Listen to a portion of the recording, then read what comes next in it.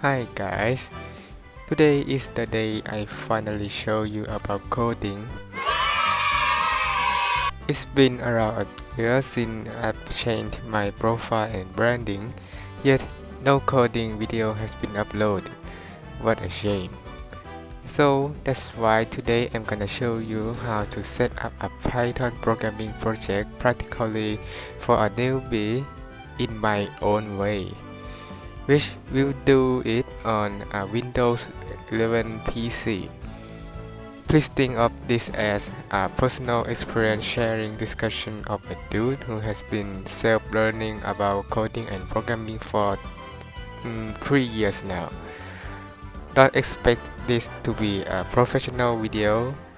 If you want it to be professional, I suggest you watch the official video by Visual Studio Code there in the eye icon instead.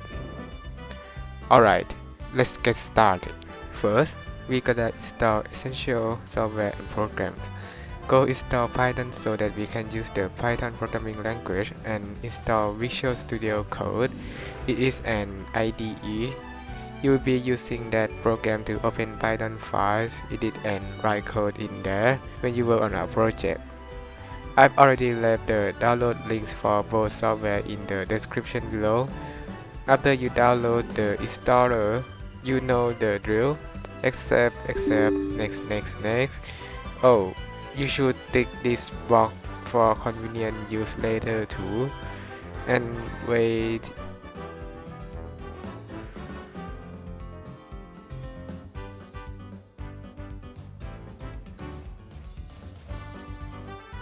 In just a few clicks, you'll find the software and the program will be successfully installed. You should find the Visual Studio Code program on the desktop. From now on, I shall call it vscode, okay? Stop! We're not gonna enter the program directly like that. Let's create a folder for the project first. A simple task is it. Right-click, New, Folder, and done. You can start with an empty folder, or you may also create a Python file venv.py. That is the file extension of a Python code file, by the way. Now, right-click on the folder, show more options, and click Open with Code. You will open the folder in VS Code. Here's the GUI of the program. I'll explain each of the necessary ones for now. The bar on the left side, I forgot on 3 components: Explorer, Search, and Extensions.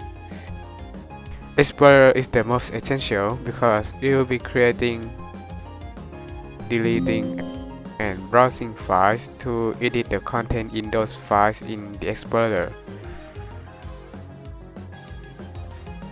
The use of search is pretty straightforward. Searching a specific word in the entire project. There is an option to replace the search result word with another word as well, which will come in handy when dealing with changing variable names. Extensions is where you install add-ons to the IDE. They can be very helpful. For example, you can start a local server for web development with real-time change using live server extension. Or you can have an AI tool to help you in coding using venv or GitHub Copilot. Search for the Python extension and install it. The next one is the terminal. It usually shows up when you open VS Code, but in case it doesn't, go to Terminal and then New Terminal to open it. You can have as many terminals as you need by clicking on that plus symbol button to add a new one. The terminal is where the output of your code will show up when clicking on that Run button. On the terminal, test if pip works or not. Pip is a package manager for Python. You can install a package with pip using pip install and then package name command on the terminal. I'm gonna install a package to test it later. Another practice you should consider is creating a Python virtual environment or .venv. Why should you do this? I don't think I can give you a proper answer to this. Think of it like this. You have two projects that use the same package. On one of the projects, you want to upgrade the package to the new version. It's common that anything with a different version will have at least one change. This applies to packages too.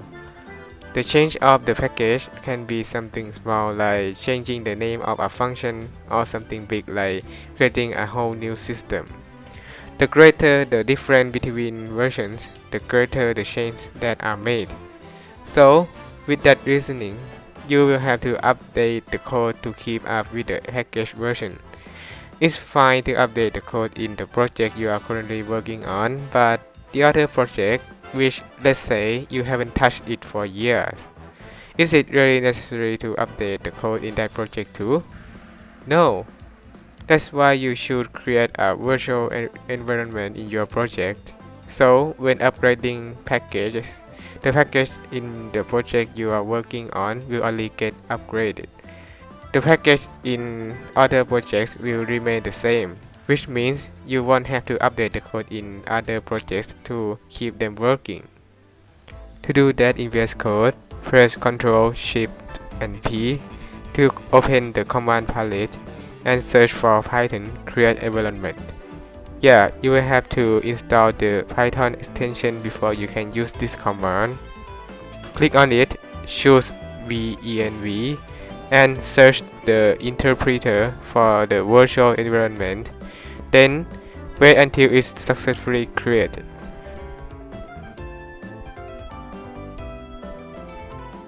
Once the virtual environment is created, make sure VS Code is using the interpreter from it. Here at the bottom bar, if it's the right one, it will show .venv after the interpreter version here.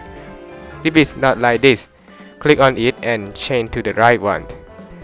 Then you need to relaunch the terminal to activate the virtual environment. If this message box appears, then you are good to go. Alright, we have been setting up for quite a while now, so let's finally write some code, shall we? We'll be writing code here in this area. I will write the code involving the package I have installed to test if it works or not by utilizing import pyjokes. And then I will print out some text that is generated from this package using the print function. Okay, done. Looks simple, doesn't it? Well, Python has a reputation for its easy to understand syntax after all. Let's run it and see the output.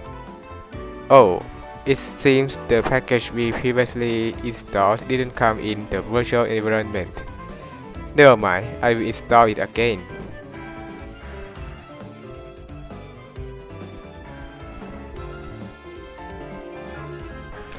And here we go.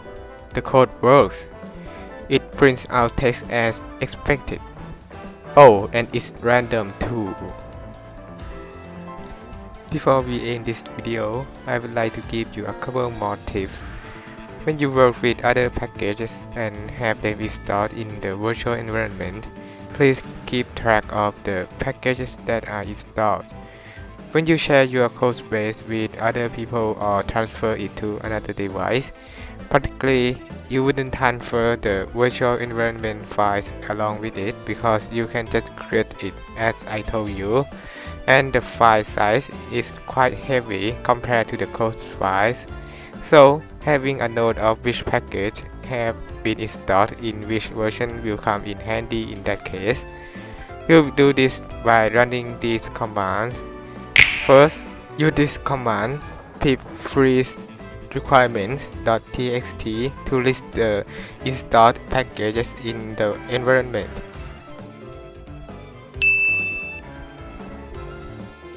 And then pip install r requirements.txt to install all packages in the list.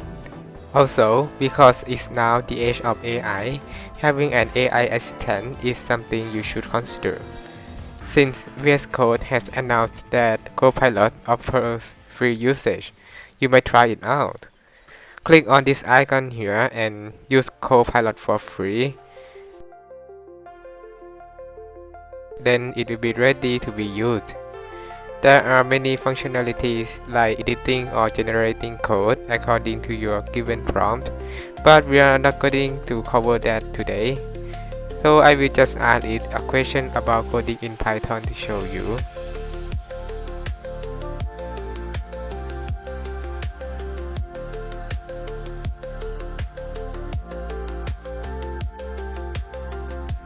Alright, I think that is about it.